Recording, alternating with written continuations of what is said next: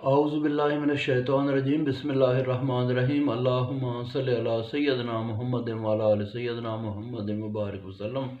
اچھا جی، قرآن مجید کے پارہ نمبر 26 کا خلاصہ، اس میں سورہ الحقاف ہے، سورہ محمد، سورہ الفتح، سورہ حجرات، سورہ قاف، سورہ زاریات۔ سورہ الحقاف میں اللہ تبارک و تعالیٰ نے فرمایا مشرک اور مومن کہ مشرک لوگوں کے پاس کوئی دلیل نہیں، اور جو مومن ہیں وہ اللہ تبارک و تعالیٰ کو پکارتے ہیں، اس پر استقامت رکھتے ہیں، اور ان کو آگے اگلی دنیا میں کوئی غم نہیں ہوگا۔ دوسرا اس میں ذکر فرمایا کہ والدین کے ساتھ حسن سلوک کرو، کہ باپ شفقت کرتا ہے، ماں جو ہے نا وہ 30 ماہ تک دودھ پلاتی ہے بچے کو۔ پھر آگے قوم عاد کی شرارت کا ذکر ہے کہ ان پر جو ہے نا وہ تیز ہوا کا عذاب آیا اور وہ سب برباد ہو گئے۔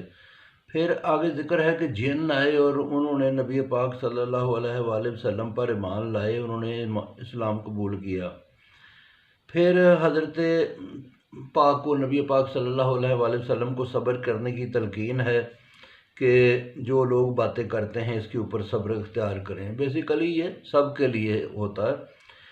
آگے سورہ محمد شروع ہوتی ہے، اس میں ایمان کا ذکر ہے۔ اللہ تبارک و تعالیٰ نے فرمایا کہ جو کافر لوگ ہیں وہ ایمان سے روکتے ہیں، اچھے کاموں سے روکتے ہیں، مگر یہ ہے کہ جو لوگ ایمان لائے تو اللہ تعالیٰ نے ان کے پہلے گناہوں کو معاف فرما دیا۔ پھر اہل کفر کی مثالیں ہیں، مثال اس میں اللہ تعالیٰ نے بیان فرمائی کہ یہ جانوروں کی طرح زندگی گزارتے ہیں، ان کا ٹھکانہ جہنم ہے۔ پھر آگے جنت کی مثال اللہ تعالیٰ نے فرمائی کہ یہ ایسی جگہ ہے جس میں کبھی ان کا جو ہے نا کوئی چیز ان کی پرانی نہیں ہوگی جنت کی، اور ہمیشہ یہ تر و تازہ رہے گی۔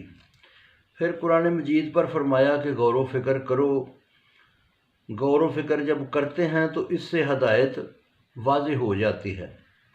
اور پھر آگے اللہ رب العزت اور رسول پاک کی مخالفت فرمایا، جو لوگ یہ کام کریں گے تو وہ برباد ہو جائیں گے۔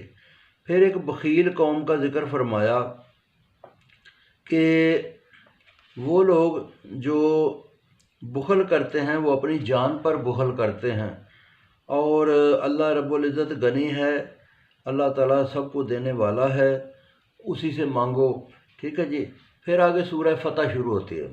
سورہ فتح میں اللہ تعالیٰ نے فتح مبین کا ذکر فرمایا کہ اس میں یہ صلح حدیبیہ کے موقع پر مسلمانوں نے جو ہے نا، بعض مسلمان وہ کرتے تھے، گلہ کرتے تھے کہ کیوں واپس جا رہے ہیں، کیا جو ہے نا کیوں نہیں جنگ ہو رہی، تو اللہ تعالیٰ نے اس موقع کے اوپر فتح مبین کی بشارت دی۔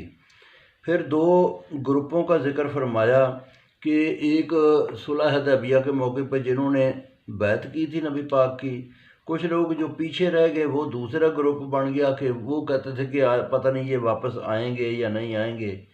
ٹھیک ہے جی۔ تو پھر فرمایا کہ نبی پاک صلی اللہ علیہ وآلہ وسلم کو خواب آئی کہ مکہ یہ جو ہے نا مسجد حرام میں کی ہم زیارت کریں گے، مکہ فتح ہوگا۔ پھر صحابہ کرام کے کچھ جو ہے نا اوصاف بیان فرمائے کہ یہ کافروں پر سخت ہوتے ہیں، آپس میں نرم ہوتے ہیں، اور کثرت سے جو ہے نا رکوع و سجود کرتے ہیں، اللہ تعالیٰ کی رضا کے طالب ہیں، ان کے چہروں پر سجدوں کے نشان ہوتے ہیں، تورات اور انجیل میں ان کا ذکر ہے۔ اللہ رب العزت جو ہے نا اس نے ان سے مغفرت اور اجر عظیم کا وعدہ فرمایا۔ تو بہت شکریہ جی، باقی پھر سناؤں گا۔